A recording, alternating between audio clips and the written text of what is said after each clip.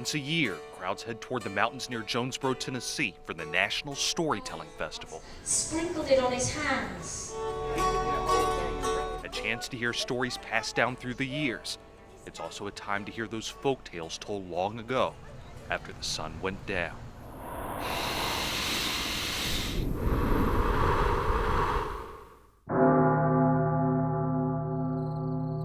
Now, old man Wilson, who was a Seneca Indian, was kind of strange.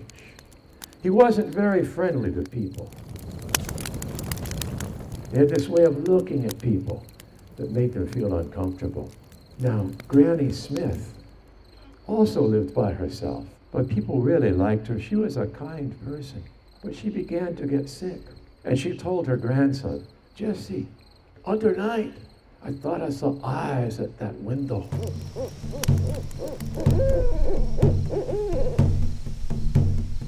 Her grandson, Jesse, he came there, and he brought with him his rifle. He had loaded it with something other than just an ordinary bullet.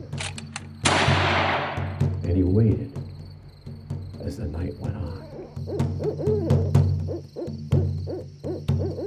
But he began to hear a sound from outside, a sound like feet, like 4 feet, running back and forth through the yard outside.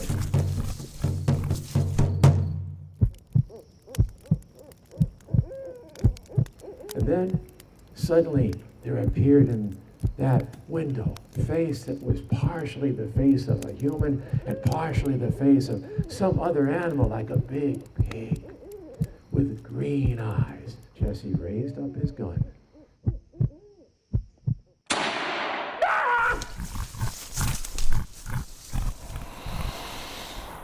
The next day, they decided to go out to the house of that old man, the one who didn't like people. They found that old man laying on his bed with a hole in his chest and a silver bullet in his heart.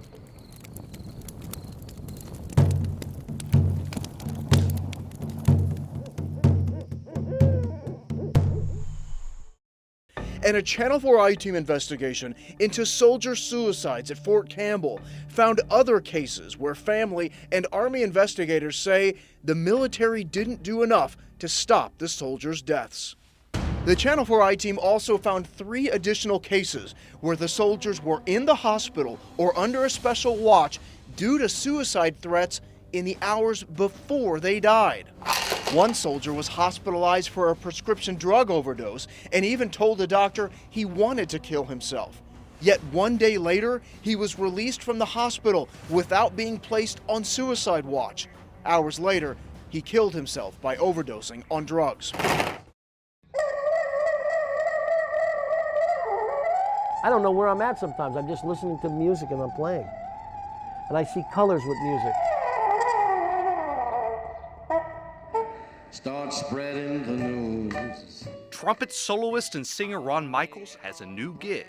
The spot's downtown Clarksville. Shows start in the morning and run 7 to 8 hours a day. Sickness, I wanna. But for Michaels, that time just flies when he's in that zone. And I mean never. Well, I played for Tony Bennett. I played for Tom Jones, Rosemary Clooney, Patti LaBelle, Frida Payne. I think I hurt myself. But before life performing on stages and streets, Michael served in the Vietnam War playing with the Army Band.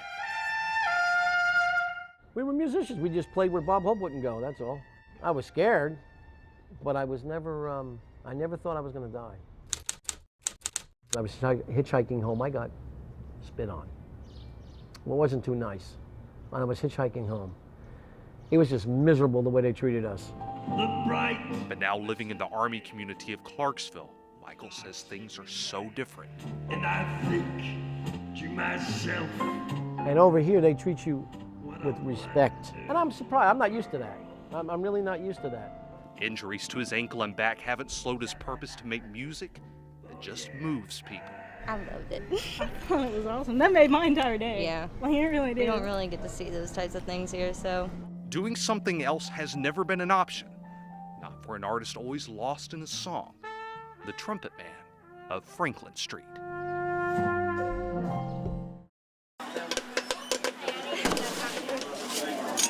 I bet this all looks familiar, doesn't it? You can almost smell the concessions.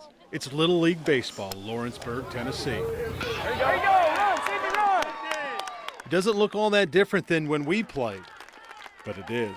Everybody's included. Everybody gets to bat. Everybody gets to come around the base. Everybody gets to score. Safe! It's called Buddy Ball, and it's where special needs children get to feel pretty ordinary. And that feels pretty darn good. This is the best thing that this community has ever done. Tommy Lee Kidd is the commissioner of Buddy Ball, a commissioner who breaks every rule of baseball joyfully. You can do it. You can do it. If youth sports are competitive, impatient, and demanding, this is none of that. Okay, back up, fellas. Take little Chase Pryor. Forget about waiting for the perfect pitch. With Chase, you must wait for that perfect swing. On a tee, this at-bat took 1 minute and 53 seconds. Run, Chase, run! And then a wild detour down to first base. Good hit. Good hit. Give me 5. There you go. The stands, by the way, are always full. Friends, family, and even people like Jeff and Sherry West. They don't have a child out here or a grandkid. They are just fans. It's a blessing when you come out here and you see these kids. And I tell you, Tommy Lee and Lisa, they've worked hard to get this league going. And I tell you what, it's just a blessing to watch these kids. Your heart just pounds when you're watching them run the bases. Abigail's safe! I told Tommy about a year ago, we were having some struggles. We would pray about it, and I told Tommy, I said, well, you know, I would pray that God would show up and just make, you know, God just show me your work today. And God said, you just go sit on that beach and you watch me and I'll give you peace. And you know, and that's what we did. And we haven't missed a ball game since. They come to watch players like Cheyenne Keaton. She loves to be announced. And then she's flying around the bases.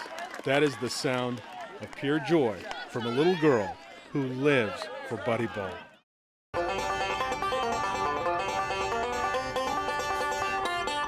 I'm from Philadelphia, Mississippi. On the corner of 3rd and Broad, you'll find J.R. Willis just about every day skillfully strumming his banjo. In Nashville, it's estimated that at least 50 children every night are homeless. It's a life lived often without hope. Wow, you did a great job. Linda Solomon is hoping to change that. She's a well-known celebrity photographer, taking pictures of the famous. But on this day in Nashville, what can you capture right here today? the camera won't be in her hands. I'm taking some pictures of the snacks. She's handing them out for free to the kids, all part of her nationwide program, Pictures of Hope, where homeless children, for a rare moment, get to be in charge. You ready? 1, 2, 3. They're pretty good. Their assignment is go take a picture of your dream. Got it. All right, feet alive, feet alive. Sail, sail, sail. Give effort. Pressure the catch, pressure the catch. Go now, break out of there, Red. Look good getting there. Let's do it right. One guy breaks down, we all break down. Now run. Anybody think we don't need to be competitive at the beginning of our schedule next year? Just coming out low, it probably means you locked your rear out a little early, you know what I mean? It's not your granddaddy's game, it's not your great-granddaddy's game, it's your great-great-great-granddad's game. Second.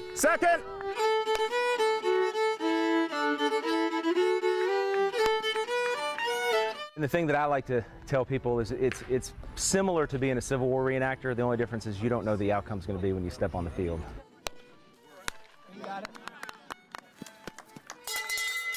Nashville Maroons bested us 14-6. Let's give 3 cheers for the Nashville Maroons.